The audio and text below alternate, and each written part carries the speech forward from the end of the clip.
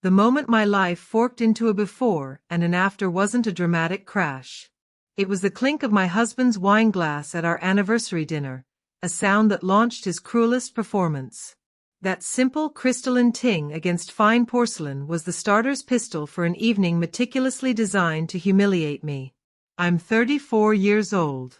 That Friday night, our home was filled with the scent of garlic and seared steak, a warmth that felt like a heavy costume I was wearing for a role I no longer believed in. 5 other couples were crammed around our dining table, their laughter a little too loud, their conversations a little too hollow, performing their own versions of friendship and success. I sat beside my husband, Leo, my partner of 4 years, quietly nursing a sparkling water with lime. I had learned long ago to keep my head chemically clear when he drank. Leo with alcohol was Leo on stage, hungry for an audience. And when he performed, someone always paid the price. Tonight, he was certain that someone would be me. He had no idea the bill had already been drawn up in his name.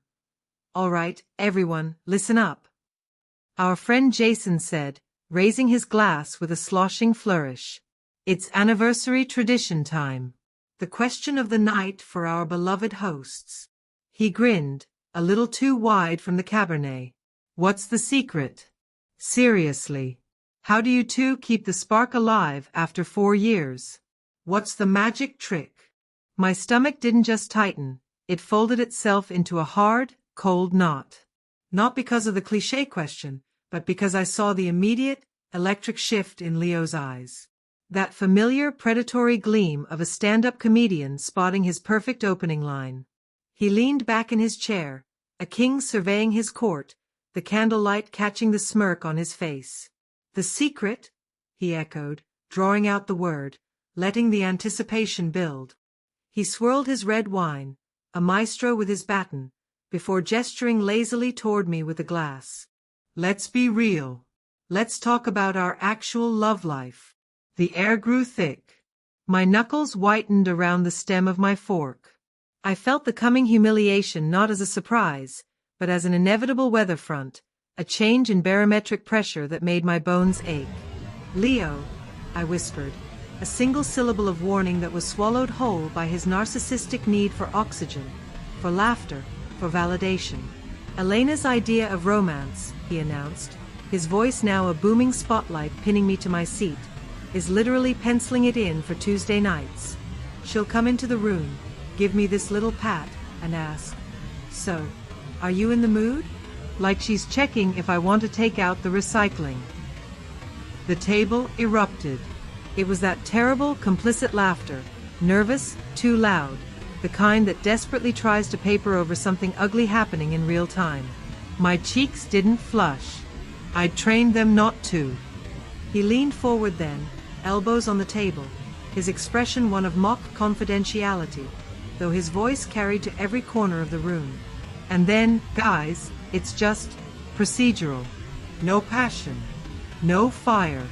It's like she's methodically completing a task on a life admin checklist. Kiss husband. Check. Intimacy. Check. Back to reading. More forced chuckles rippled around the table. The women offered tight, uncomfortable smiles, their eyes darting to their partners. The men studied the patterns in the tablecloth, suddenly fascinated by the weave. Leo saved his coup de grace for last. He sat back again, looking around at his audience, basking in their discomfort disguised as amusement. But the real punchline? The absolute kicker. He paused, a seasoned pro. She genuinely, sincerely believes she's gifted at it. She thinks she's doing something for me. He shook his head with a mock-sad smile. Bless her heart. The room held its breath in the aftermath of his cruelty. The silence was a living thing, suffocating and hot. Then, a voice sliced through it, calm, clean, and razor-sharp. Interesting. Every head swiveled.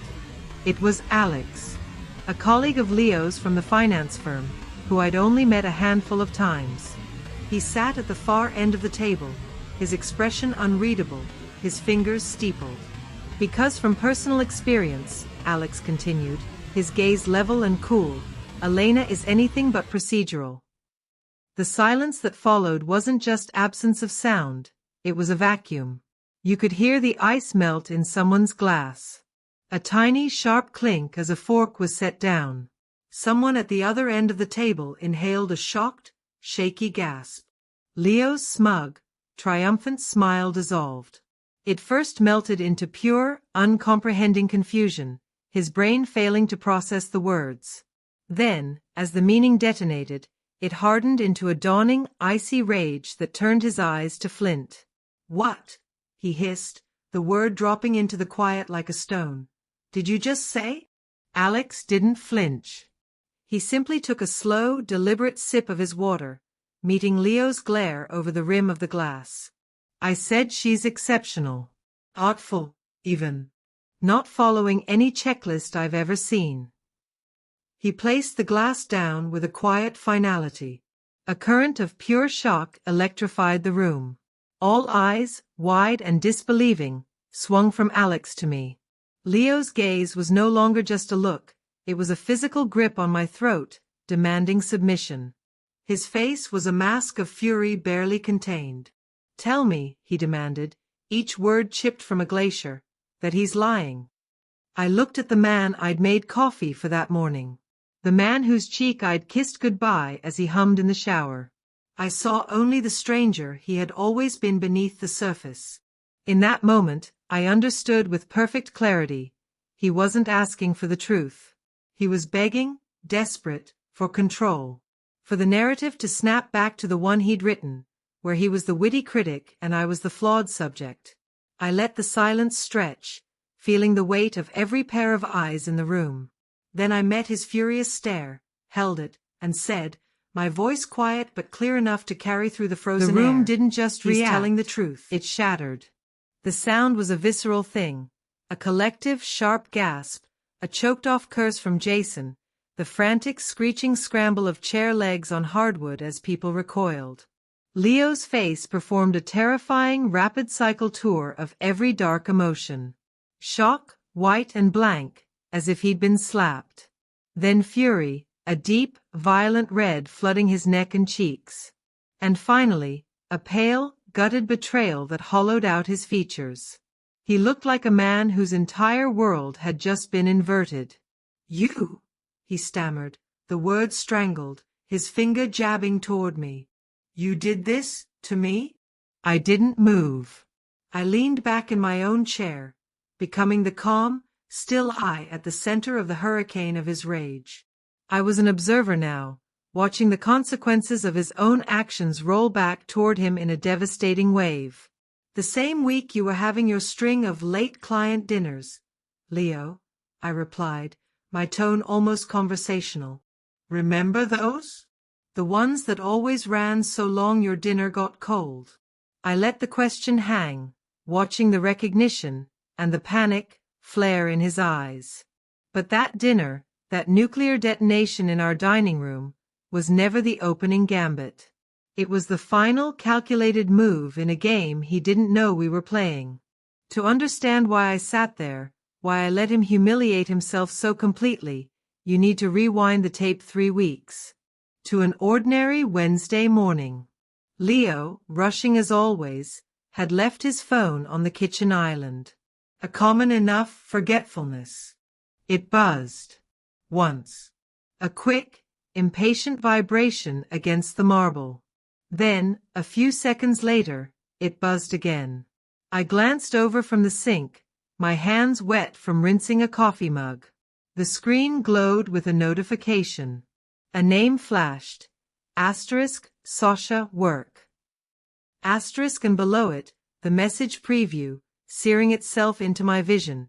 Asterisk, can't wait for tomorrow. Wear the blue dress. My favorite. Asterisk. My world didn't end with a scream, or with tears. It ended with a slow, cold, and terrifyingly quiet seep of clarity. It was the feeling of the floor dropping away, but in absolute silence. I put the mug down. I dried my hands, methodically. And then I picked up the phone. I didn't snoop. I discovered. His passcode was still our wedding date, a hubris I would later find poetically fitting. What I found wasn't a handful of flirty texts. It was an archive. 6 meticulous months of it. Messages weaving through the timeline of our life. Messages sent while I was cooking his birthday dinner. Photos received while we were watching a movie on the couch. Hotel confirmations booked for afternoons when he'd texted me saying he was swamped at the office. But the affair, the physical betrayal, wasn't what hollowed me out. It was the chilling, casual cruelty of how he spoke about me to her. I scrolled, my heart a block of ice in my chest. "She's convenient," he had written. Asterisk, takes care of everything. Like a really efficient, live-in assistant who happens to split the rent. Asterisk another, from a month prior. Asterisk, God, she's so painfully boring. Conversations are like pulling teeth. I have to perform enthusiasm just to get through a dinner. Asterisk, my breath hitched, but I kept scrolling. And then I found it. The message that changed everything from heartbreak to strategy. Sent just 2 weeks ago. Asterisk, I'm just waiting for her promotion to finalize. The salary bump is significant. Once that's locked in, I'll have what I need to leave cleanly. Patience. Asterisk. Useful. Boring. A financial stepping stone. The words weren't just insults. They were a blueprint.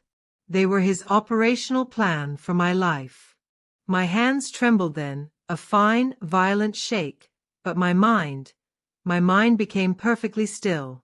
It crystallized into something sharp, focused, and utterly devoid of sentiment. This wasn't a marriage ending. This was an intelligence operation beginning. I took pictures of everything. Every text, every photo, every hotel confirmation. I sent them to a secure cloud drive he knew nothing about. Then, with meticulous care, I deleted the sent messages from his phone, wiped the screenshot history. I placed the phone back exactly where it had been. I finished making the coffee. When he rushed back into the kitchen, kissing my cheek with lips that had been on another woman, smelling of a lie, I smiled. "Forgot your lifeline," I said, handing him the phone. He grinned, that charming, fraudulent grin. "You're my savior." He had no idea. That Monday morning, after he left for work, I called a lawyer. A ruthless, expensive divorce attorney recommended through a clandestine network of once-burned friends. By Wednesday, I knew my position with cold, legal precision. No children. Solid, irrefutable evidence of adultery. The house, purchased with an inheritance before the marriage, was solely in my name. My car was paid off, my title clean. Our joint account was a pittance he ignored. "If you want this done quickly and favorably," the lawyer said, her voice crisp and confident, "you are in an exceptionally strong position. He's playing checkers. You're about to play chess." So, I began. Silently. In the hours when he was at work or at the gym, I became a ghost in my own home, gathering documents. Deeds, titles, tax returns, bank statements from accounts he'd forgotten. I changed passwords on everything: utility accounts, streaming services, the security system. I opened a new, private banking account at a different institution. I began siphoning off small, untraceable amounts from our joint finances into my war chest. All while Leo, emboldened by his own secret, grew oddly, pointedly invested in my career. "Any news on that promotion, babe?" he'd ask over dinner, his eyes a little too bright. "The bonus structure this year must be huge, right?" His interest felt greasy, transactional, less like spousal support and more like a banker eagerly awaiting a deposit to clear. An unexpected ally, or perhaps the inevitable accomplice. The call came on a rainy Thursday afternoon, not a text. That alone signaled its weight. My phone buzzed on my desk with a name I hadn't seen in years: Chloe Brooks, Leo's ex-girlfriend, the woman whose name he always dismissed with a wave and a muttered, "Ancient history." Total drama. I let it ring once, twice, my finger hovering. A cold curiosity won out. I answered. Renee? It's Chloe. Her voice was tight, clipped, devoid of pleasantries. We need to talk. Can you meet me? Today. About what? I asked, though a part of me already knew. Not over the phone, she insisted, that edge in her tone suggesting walls had ears. Now, if you can.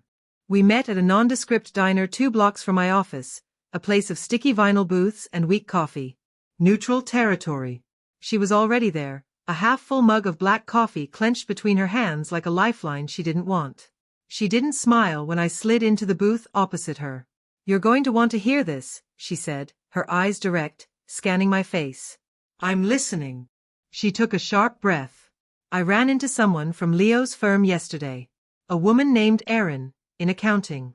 We got to talking. Chloe's gaze was unflinching. She told me something. About Leo and a coworker. A woman named Sasha. I kept my face a placid mask, giving nothing away. Go on. She studied me for a long second, then a grim, knowing smirk touched her lips. You already know. I do. How long? 3 weeks. And you haven't said a word? She asked, a flicker of something like respect in her eyes. No. She exhaled, a hard, satisfied sound. Smart. But that's not why I called you. The affair, it's office gossip. They've all known for months. It's their little open secret. The casual cruelty of it, that my humiliation was water cooler chatter, sent a fresh chill through me. But that's not it either, she continued, leaning forward. Erin overheard something. In the parking garage, 2 Tuesdays ago. Leo was on his phone. She pulled out her own phone, swiped, and slid it across the table. It was a note app, with dates, times, and fragments of conversation. He was talking to a lawyer, Chloe said, her voice low and venomous. A divorce lawyer. He was giving instructions. He told them to have the papers drawn up and ready, but not to file. Not yet. Her eyes locked onto mine. He said to wait for your promotion to finalize. For the bigger salary and the bonus to hit the accounts. He said, and I quote, I need to lock down the financials before we trigger this. The diner seemed to tilt. The greasy smell of fried food became cloying. Every piece clicked into place with a final, sickening thud. His sudden, intense interest in my career. The questions about equity and bonuses. He wasn't proud of me. He was appraising me. I was an asset on a spreadsheet, and he was waiting for my value to peak before liquidating. He did the same thing to me, Chloe said, her voice stripped raw by old anger. The charm. The future faking. Then I found out he was already lining up his next option before he'd even ended things with me. He's a predator. He feeds on stability, drains it, and moves on. She took her phone back. I didn't come to you out of kindness. I came because I hate him, and I want to watch him burn. We weren't friends. We wouldn't be getting brunch. This was a temporary, tactical alliance forged in the shared furnace of his betrayal. We were 2 generals with the same enemy, coordinating our artillery. If you need anything, she said, her offer clear, dates, details, names of people at the firm who've seen them together. I can get them. I'll need everything, I replied, my voice steady. And I'll ask. Now I had his full roadmap. His playbook was open on my lap. He was waiting for my promotion, his planned payday, to hit. So, with a calm that felt superhuman, I quietly derailed his train. I requested a private meeting with my boss. About the promotion, I said, sitting across from him. I am so grateful for the opportunity, but I need to ask for a pause. I need some time to reassess my priorities and my capacity. He was confused, a little disappointed, but ultimately respectful. Are you sure, Elena? This is a big step. The compensation jump is significant. I'm sure, I said, with a conviction that was entirely real. It's not the right time for me. The words were true. It was not the right time for his plan. Leo's golden parachute, the one he was counting on to float him smoothly into a new life, vanished into thin air before he even knew it had been deployed. The chess metaphor was too gentle. He thought he was a grandmaster, moving me into position for checkmate. But while he was staring at the board, I had already reached across, picked it up, and flipped it over. The pieces weren't just scattered, the game itself was invalidated. His king was already in my hand, and he was still pondering his next pawn move. The night of the doomed anniversary dinner arrived. Leo was electric with a performative joy. He dressed with extra care, choosing a shirt he knew made him look authoritative. He hummed as he arranged the wine bottles, the perfect host, utterly oblivious to the fact he was the guest of honor at his own professional and personal execution. I watched him from the doorway, this man who believed he held all the cards. I felt a surreal detachment. I had laid the charges weeks ago. Tonight, I would simply press the detonator. I watched. I waited. I played my part, the attentive, slightly nervous wife.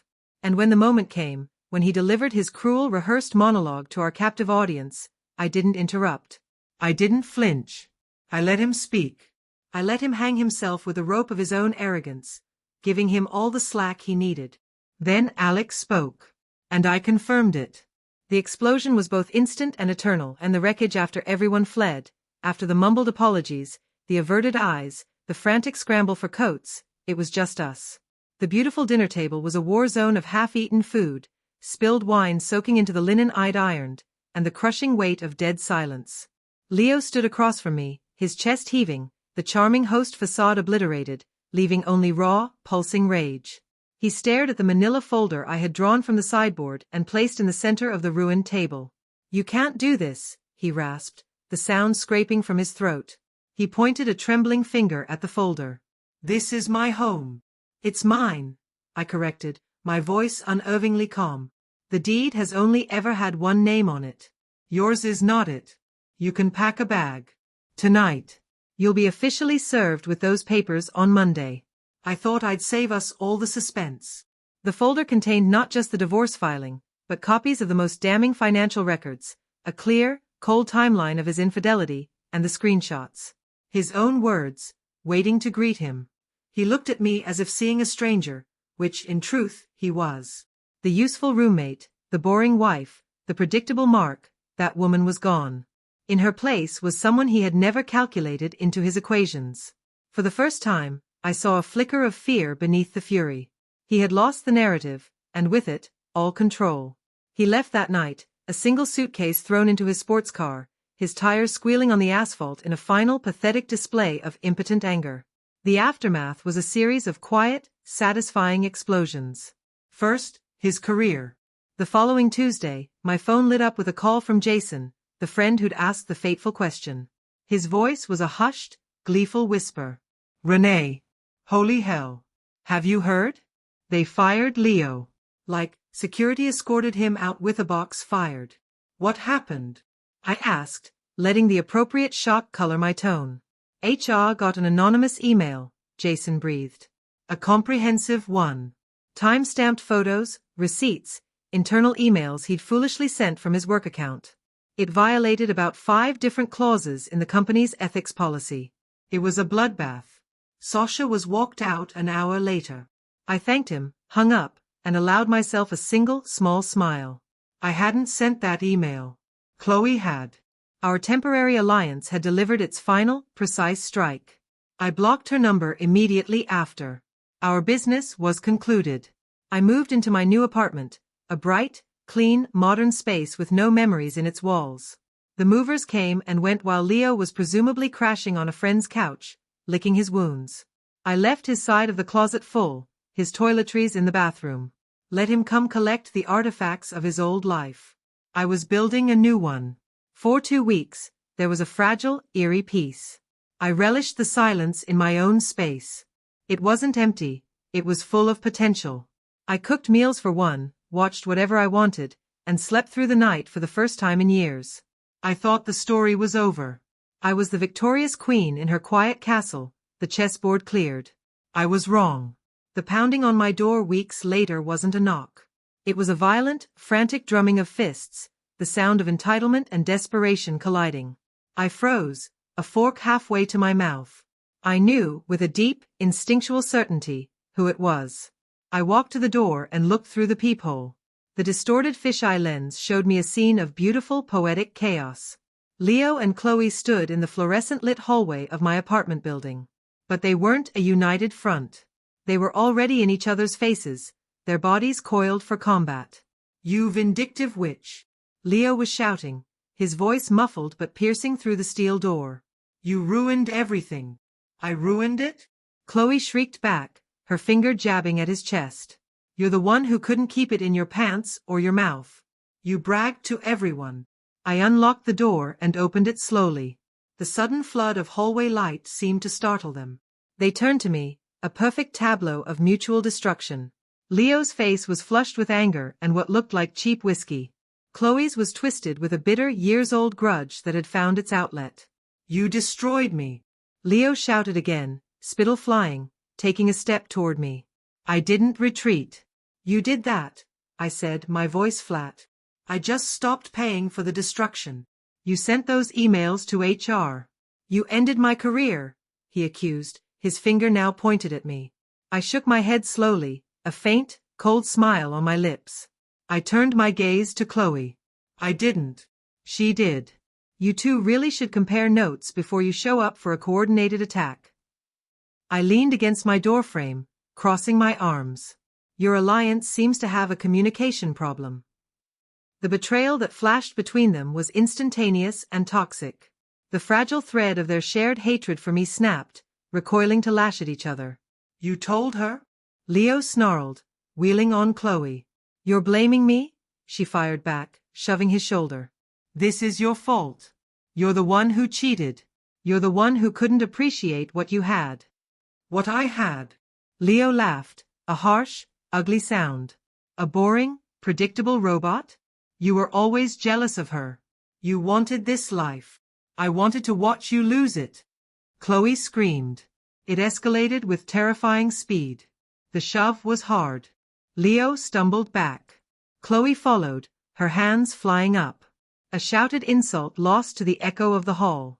And then, a motion so swift I almost missed it, Chloe's closed fist, swinging in a tight, furious arc, connected with Leo's mouth. The sound was a sickening, wet crack.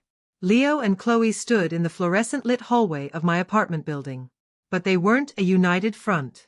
They were already in each other's faces, their bodies coiled for combat. "You vindictive witch!" Leo was shouting, his voice muffled but piercing through the steel door. "You ruined everything." "I ruined it?" Chloe shrieked back, her finger jabbing at his chest. "You're the one who couldn't keep it in your pants or your mouth. You bragged to everyone." I unlocked the door and opened it slowly. The sudden flood of hallway light seemed to startle them. They turned to me, a perfect tableau of mutual destruction. Leo's face was flushed with anger and what looked like cheap whiskey. Chloe's was twisted with a bitter years-old grudge that had found its outlet. "You destroyed me!" Leo shouted again, spittle flying, taking a step toward me. I didn't retreat. "You did that," I said, my voice flat. "I just stopped paying for the destruction." "You sent those emails to HR. You ended my career," he accused, his finger now pointed at me. I shook my head slowly, a faint, cold smile on my lips. I turned my gaze to Chloe. "I didn't." "She did. You two really should compare notes before you show up for a coordinated attack." I leaned against my doorframe, crossing my arms. "Your alliance seems to have a communication problem." The betrayal that flashed between them was instantaneous and toxic. The fragile thread of their shared hatred for me snapped, recoiling to lash at each other. "You told her?" Leo snarled, wheeling on Chloe. "You're blaming me?" she fired back, shoving his shoulder. "This is your fault. You're the one who cheated. You're the one who couldn't appreciate what you had." "What I had?" Leo laughed, a harsh, ugly sound. "A boring, predictable robot? You were always jealous of her. You wanted this life. I wanted to watch you lose it." Chloe screamed. It escalated with terrifying speed. The shove was hard. Leo stumbled back. Chloe followed, her hands flying up. A shouted insult lost to the echo of the hall. And then, a motion so swift I almost missed it, Chloe's closed fist, swinging in a tight, furious arc, connected with Leo's mouth. The sound was a sickening, wet crack. She opened her mouth, then closed it, her righteousness faltering. I looked between them, one bleeding, one seething, both believing, in their own tragic way, that they still had a claim on my story, on my energy, on me. No, I said, the finality in the word absolute. Neither of you does. You never did. You were both just noise in my life. And I'm done listening to it. I raised my phone, my thumb hovering over the screen. You have 5 seconds to leave this hallway, I said, my voice dropping to something low and dangerous. Then I am calling the police and filing reports for trespassing, harassment, and assault. The blood on his face will make for very simple evidence. The reality of consequences, of a system that wouldn't care about their drama, finally pierced their self-absorption. Chloe backed away first, muttering a stream of bitter curses under her breath, shooting a final, venomous look at Leo before stomping toward the stairwell. Leo lingered. He searched my face, looking for a crack, a softening, any remnant of the woman he thought he knew. I gave him nothing. My face was a closed door. Eventually, shoulders slumping in a defeat that was now total and irrevocable, he turned and followed her, one hand still pressed to his mouth. Their arguing voices faded, echoing down the concrete stairs until they were swallowed by the night. I closed the door. I turned the deadbolt. I slid the chain lock across. The sound of the metal engaging was the most peaceful sound I had ever heard. I walked back to my kitchen. I reheated the leftover pasta from my plate. I sat at my counter, on my stool, in my silence, and I took a bite. It was just pasta. But it tasted like victory. It tasted like freedom. The quiet in my apartment was no longer an absence. It wasn't the suffocating silence of a marriage decaying from the inside out. This was a different quality of quiet, a clean, expansive, own silence. It was mine. I had fought for it, planned for it, and won it. And in it, I could finally hear myself think. I could finally just beat. If you found a strange sense of strength in this story, if you've ever felt the quiet power of planning your escape, of reclaiming your narrative, or even just the deep satisfaction of watching toxic people unravel themselves, then let me know. Let's build a community here of people who understand that the loudest person in the room is rarely the most powerful. That sometimes, the most potent weapon you have is your own patience, your own silence, and your own meticulous plan. Like this video right now. That simple click tells the YouTube algorithm that stories like this matter. Stories of quiet reckonings, of intelligence over impulse, of reclaiming your life piece by deliberate peace. It helps this channel, Winds of Thought, grow and reach others who might need to hear exactly this message today. And if you haven't already, subscribe to Winds of Thought and hit the notification bell. I craft these narratives for you. Every week, we dive into another story that explores the complex psychology of relationships, the architecture of revenge, and the subtle art of personal power. We dissect the moments that change everything, the decisions made in the quiet, and the strength found not in screaming, but in strategic silence. You won't want to miss what's coming next. Finally, let's talk. Drop a comment below. Tell me, what was the moment in your own life where you realized you needed to flip the board? Or if this was purely a cathartic escape for you, what part of Elena's strategy resonated the most? This isn't just my channel, it's ours. Your thoughts, your stories, and your insights are what make this community powerful. Thank you for watching, for listening, and for being part of Winds of Thought.